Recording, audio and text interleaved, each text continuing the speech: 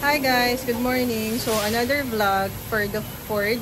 So ngayon magpapa-premium car wash kami dito sa Optimum Impression Auto Detailing Shop. So mamaya insert ko na lang yung name ng shop nila. And then dito kami nagpa-crystal serum light na coating. And then yung tawag na G-Technique siya. May 5-year guarantee yan eh. So dito kami nagpapa-car wash kasi alam nila kung paano linisin ng maayos.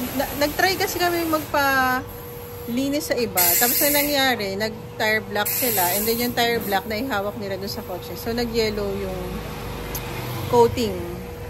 So ayun, ayaw na namin yung paggalaw sa iba. So dito na lang namin lagi pinapalinisan. So magkano yung car wash? 500 pesos.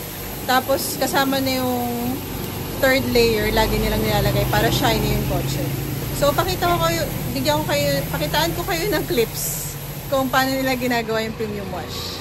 Ayan.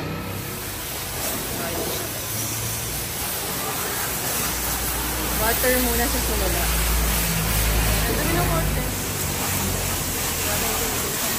Meron na siya.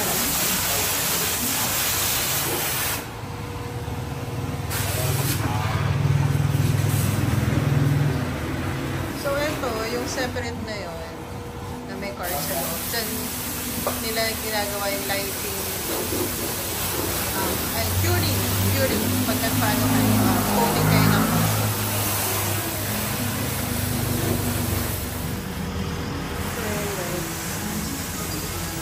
sinasabon na nila. Sinashampoo na nila yung car. Dito na lang tayo sa side. Kasi baka tayo malilim din.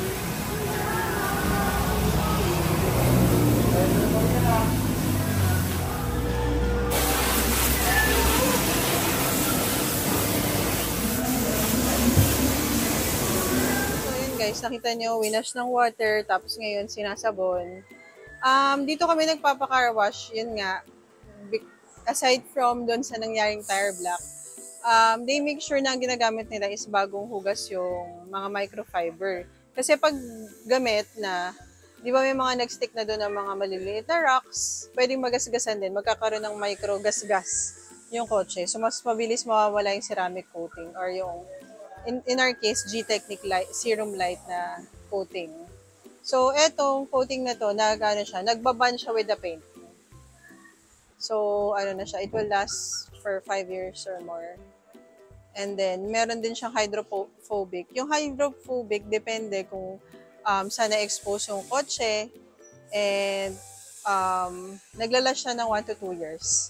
So, after 2 years or 1.5 year, need na siyang i-recoat. So, yun. Ayan siya. Optimum Impressions, Auto Detailing, Glass Ceramic Coating Expert. Ayan.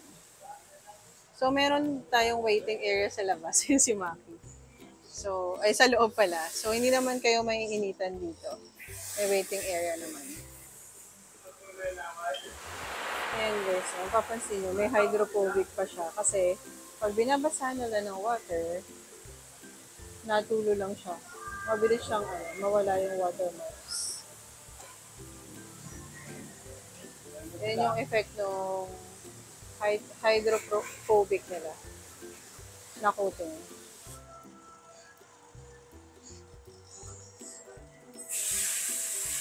Sabihin mo, ayan guys, kasi maraming watermark, nilalagyan nila ng watermark remover. Ayan. So, talaga sila? Madetalye talaga silang maglinis dito. Kasi maraming water. Sa parking kasi namin sa bahay, may area dun sa garage na medyo tumutulo yung water. So, ayun, consistently natutuluan tong kotse pag naulan. Pero pag hindi naman, wala naman. Kaya lang yung problema natulo dun sa bubong. Tapos tumutulo dun dito sa kotse. Ang problema pa, sometimes may rust. So yung rust, nagkoko siya ng yellowish din dun sa car. Ayan. Ayan o. Tinadry na nila, sir. Hindi sila gumagamit ng parang, sa ibang car wash kasi parang yung normal lang na microfiber na maliit. So yan, they make sure na bagong wash yung microfiber nila para hindi magagasgas yung kotse.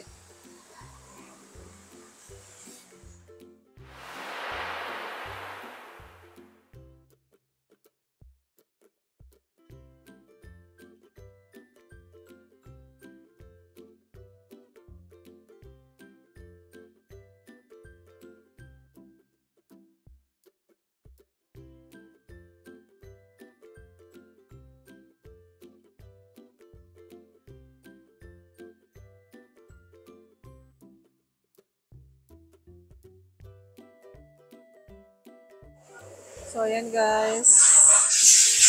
Dinadry na nila. Ayan, may vacuum sila. Pero palabas. Vacuum. Palabas. So, para matuyo agad.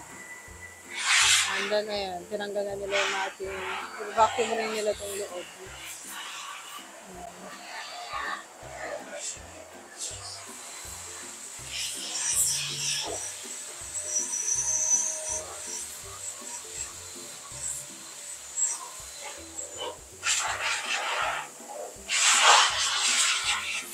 So, ano nga yung ina-apply mo? Ano nga yung ina-apply mo? Ah, ceramic sealant. Yan yung parang ano, para shiny siya. Para maging shiny ba? Yan yung last na. Ah, yan din yun. Hydrophobic. Hydrophobic.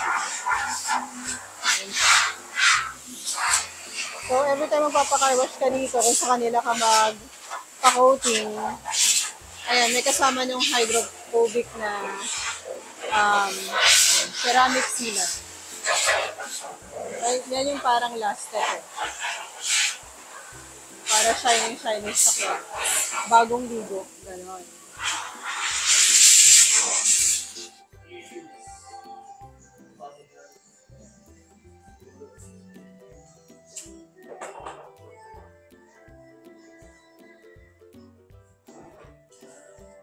Ayan guys, so iba yung nagpupunos lang sa body, isa nagpupunos lang sa glass. Sir, ano yung pinapahid mo? Anong pinapahid mo? Ano? Pang plastic, okay. So ayan guys, almost done na sila sa car. Nilalagay na yung mating, naglalagay na rin ng mga pangpasyahe sa plastic. Pating hydrophobic na lagay na nila. So, papakita ko sa inyo kung anong itsura later on. Okay?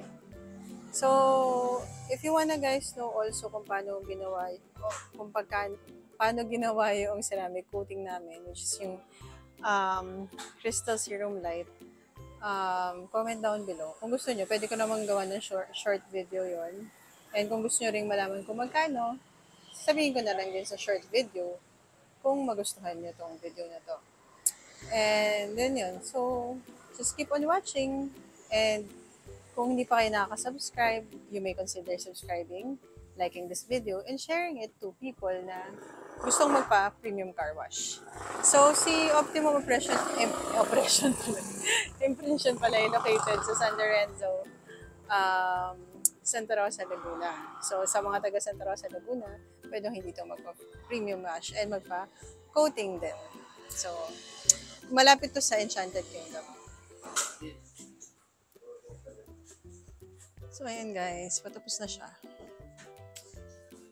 Alam nyo ba na pang third car wash pa lang namin to simula nung binili namin ng May. Ngayon is,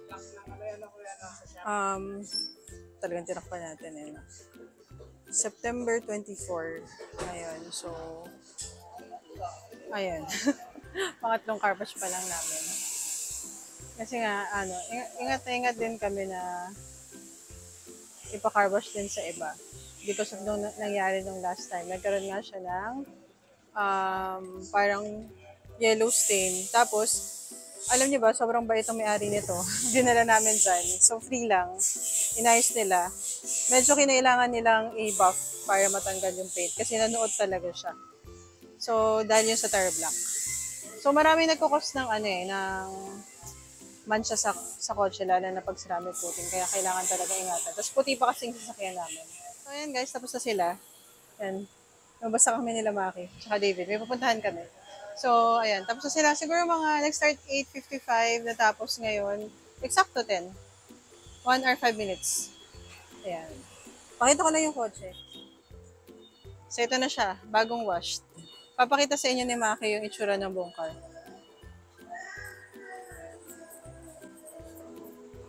Video lang namin, sir.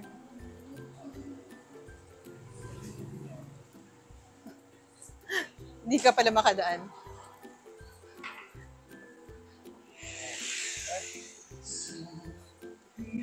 Ayan. Ito si Sir Ronald.